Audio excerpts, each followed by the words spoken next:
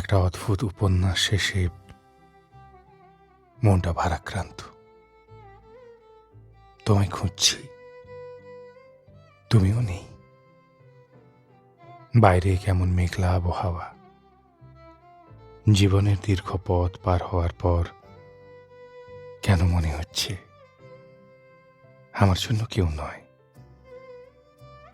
অদ্ভুত অন্ধকারে ঘেরা রাস্তায় আমি শুধু একা দাঁড়িয়ে, চারপাশে কেউ নেই। সামনে সুদীর্ঘ পথ, তুমি আমার হাত শক্ত করে ধরে আছো। তবু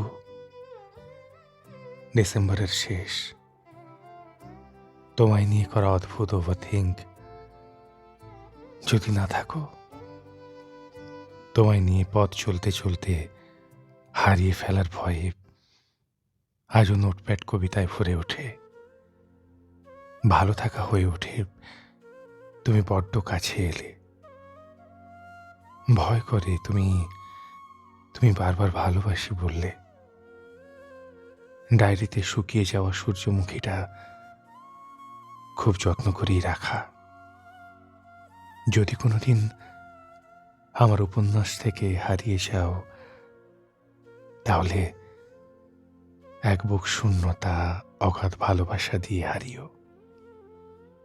আমি তুমি হারাবে না, আমি অপেক্ষায় থাকবো সেখানেই, যেখান থেকে আমাদের পথ আলাদা হবে।